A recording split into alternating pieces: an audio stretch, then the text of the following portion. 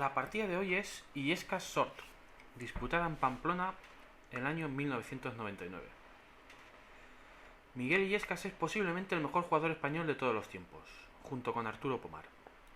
No en vano ha sido campeón de España hasta en 8 ocasiones, cifra que nadie ha conseguido igualar hasta ahora. Actualmente está retirado de la alta competición, pero continúa apoyando y trabajando por el ajedrez, por ejemplo, desde la revista Peón de Rey, de la que es editor. Por su parte, Nigel Short es un gran maestro británico, campeón de su país en 3 ocasiones, y cuyo mayor éxito fue, nada más y nada menos, que llegar a disputarle el campeonato del mundo al mismísimo Garry Kasparov en el año 1993. Aunque finalmente el ruso venció en aquel match, para Short fue sin duda el momento cumbre de su carrera. Illescas llevaba las piezas blancas aquel día y comenzó la partida con caballo F3, D5, D4, caballo F6, C4. Las blancas ofrecen el sacrificio típico del gambito de dama. E6. Nigel Short se decanta por un gambito de dama rehusado. Con E6 las negras rechazan el controvertido regalo de las blancas en C4 y optan por fortalecer su peón en D5. El inconveniente de esta jugada es que su alfil de C8 ha quedado encerrado. El modo en que las negras solucionen su problema de desarrollo con este alfil es uno de los temas estratégicos principales de esta apertura. Por ello, en la partida de hoy estaremos muy atentos al alfil negro de casillas blancas. Caballo C3, alfil E7, alfil G5, H6. Esta jugada de peón da buenas pistas sobre las intenciones de las negras. La jugada H6 en este punto de la partida indica que las negras pretenden jugar la variante Tartakower o la variante Lasker. En el resto de variantes se considera que esta jugada es una pérdida de tiempo. La clave está en el desarrollo del caballo negro de B8. En la mayoría de las variantes ese caballo irá a D7 apoyando al caballo de F6, con lo que la casilla H7 estará bien protegida. Pero en las variantes Lasker y Tartakower la casilla H7 queda siempre más expuesta, por lo que la jugada H6 está más justificada. Alfil H4, enroque E3, B6. Las negras habilitan la casilla B7 para desarrollar su alfil de casillas blancas. Esta variante se conoce como la defensa Tartakower, en honor del gran maestro austropolaco que la popularizó en una partida contra Capablanca del año 1922. El plan negro consiste en colocar su alfil en B7, controlando la gran diagonal blanca, y posteriormente jugar C5 para abrir la posición y liberar su poderoso alfil. Evidentemente Illescas conoce este plan y tratará de impedirlo o provocar que las negras paguen un alto precio por llevarlo a cabo. Alfil E2, alfil B7, alfil por F6. Con la intención de dificultar al máximo el plan negro, las blancas cambian su alfil por el caballo. La idea es obligar a las blancas a retomar de peón después del cambio en D5, lo que dejará la gran diagonal cerrada para el alfil negro. Alfil por F6. Como vemos, ya no hay ningún caballo negro defendiendo la casilla H7, justificando así el comentario que hicimos anteriormente sobre la jugada H6 de las negras. C por D5, E por D5. Las negras, obligadas a retomar de peón, cierran la diagonal de su propio alfil. Si no consiguen desatascar esa diagonal, su alfil ya no será tan amenazador.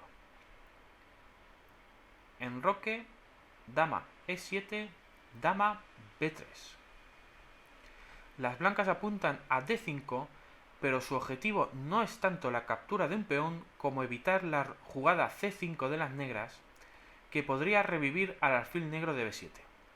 A las blancas No les conviene en absoluto que se abra el centro porque las negras aprovecharían la ventaja de la pareja de alfiles. Torre D8, defendiendo D5.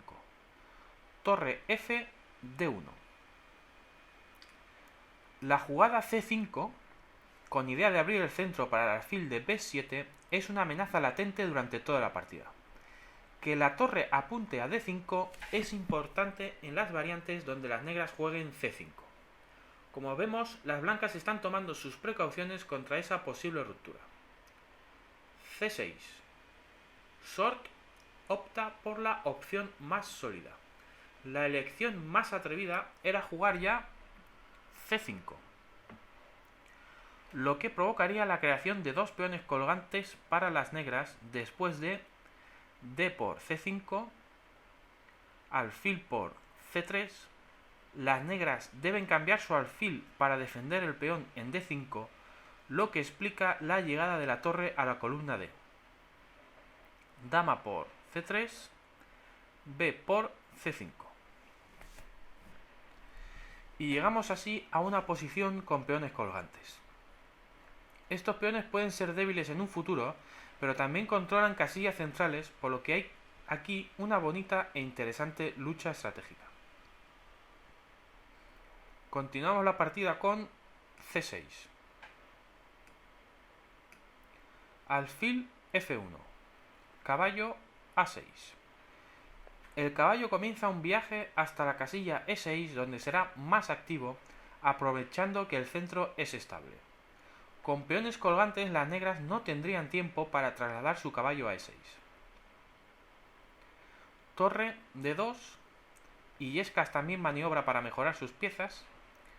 Caballo C7. A4. El peón avanza contra el flanco de dama negro. Caballo E6. Como vemos, la presencia del caballo sobre el tablero ha mejorado enormemente. A5. B5. Sort evita la ruptura del flanco de dama y las blancas deben empezar a preguntarse si su dama es activa en ese flanco del tablero. Dama A2. A6. Torre C1. La estructura de las negras parece tener puntos vulnerables. Su alfil de B7 está encerrado y el peón de C6 es débil. Si las blancas pudiesen ocupar o controlar de forma efectiva la casilla C5, el alfil negro sería inoperante y las debilidades negras quedarían fijadas. Illescas, pues, continúa maniobrando para colocar sus piezas en las mejores casillas posibles. Colocar la torre en una columna semiabierta, apuntando al peón débil C6 y a la importante casilla C5, es una jugada de manual. Pero, como vemos, las piezas blancas han quedado momentáneamente descoordinadas. La dama alejada del juego y las torres desconectadas. Aún así, es sumamente difícil descubrir cómo pueden las negras aprovecharse tácticamente de las deficiencias en la coordinación blanca. Pero Sort comprende perfectamente la fuerza potencial de sus propias piezas y descubrió el golpe táctico que decide la partida. C5. Excelente jugada. Sort sacrifica sus peones centrales a cambio de abrir el centro para sus alfiles. D por C5, D4. El alfil negro de casillas blancas de repente entra en escena con una fuerza amenazadora. Caballo por D4, alfil por D4, E por D4. En este punto podemos apreciar el aspecto estratégico de la idea negra. El alfil negro de B7 domina la gran diagonal. Pero además aún queda el aspecto táctico de la posición. Recordemos que el golpe en C5 ha pillado a las torres negras descoordinadas e indefensas. Caballo por D4. Rey H1. Esta retirada del rey es obligatoria. Veamos qué sucede con cualquier otra jugada como B4. Jugada que defiende el peón pasado de C5 y además abre líneas para que la dama entre en juego. El problema es que ahora las negras explotan la debilidad de las torres blancas con caballo F3 jaque. Y no sirve capturar el caballo con G por F3, por dama G5, jaque, alfil G2, jugada obligada para evitar que el temible alfil negro dé mate en F3, alfil por F3, torre por D8 jaque, torre por D8, rey F1, dama por G2 jaque, rey E1 y dama G1 mate. Por eso es obligatorio responder a caballo F3 jaque con rey H1, como en la variante principal, y ahora torre por D2, y las negras ganan una torre y la partida. Continuamos la partida con rey H1, la jugada de Illescas que evitaba la variante anterior. Caballo F3. El caballo sigue siendo intocable, puesto que las debilidades blancas siguen en el tablero. Torre por D8 jaque. Suele decirse que el cambio de piezas favorece al bando defensor, pero en este caso concreto esta jugada es un error. Las blancas eliminan una debilidad con este cambio de torres, pero, por desgracia, la torre restante está igualmente mal colocada en la diagonal C1-H6, por lo que el problema continúa sin resolverse. La defensa más precisa era torre de C2. Y ahora sí, con las torres conectadas, ha desaparecido la debilidad en la que se basaba la ventaja táctica de las negras. De todas formas, la ventaja estratégica obtenida por las negras con su potente alfil de B7 da una clara ventaja al bando negro. Continuamos la partida con torre por D8 jaque. Torre por D8. C6. El blanco entrega su peón de ventaja en un desesperado intento por salvar el día. Alfil por C6. Ahora el alfil ha sido atraído a tiro de la torre en un intento por parte de las blancas de ganar un tiempo con el ataque descubierto. Pero todo falla porque las múltiples amenazas de las negras hacen que las blancas no tengan tiempo de aprovechar la indefensión del alfil en C6. Caballo E2. He aquí el ataque descubierto que no gana tiempos por culpa de la siguiente jugada negra. A todo esto vemos cómo el caballo sigue cómodamente instalado en F3 gracias a la fuerza del alfil negro de casillas blancas.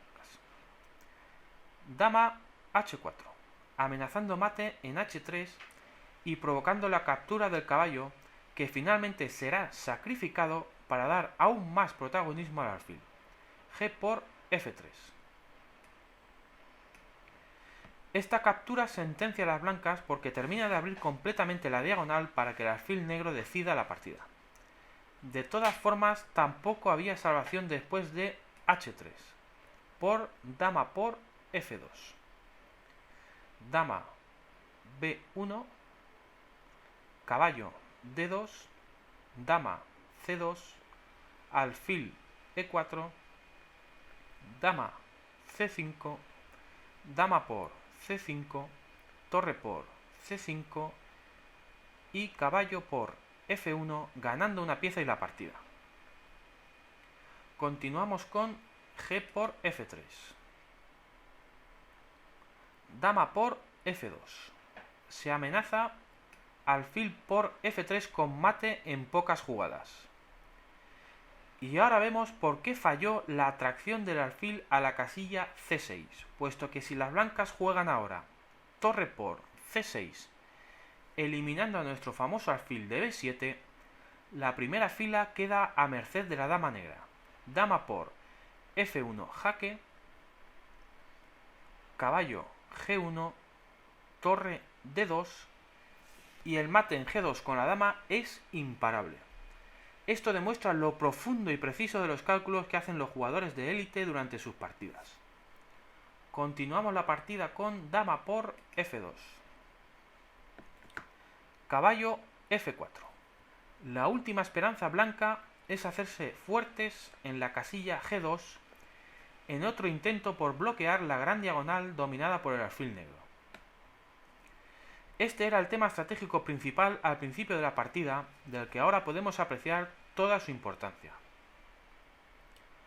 Alfil por F3 jaque. Alfil G2. Torre D2.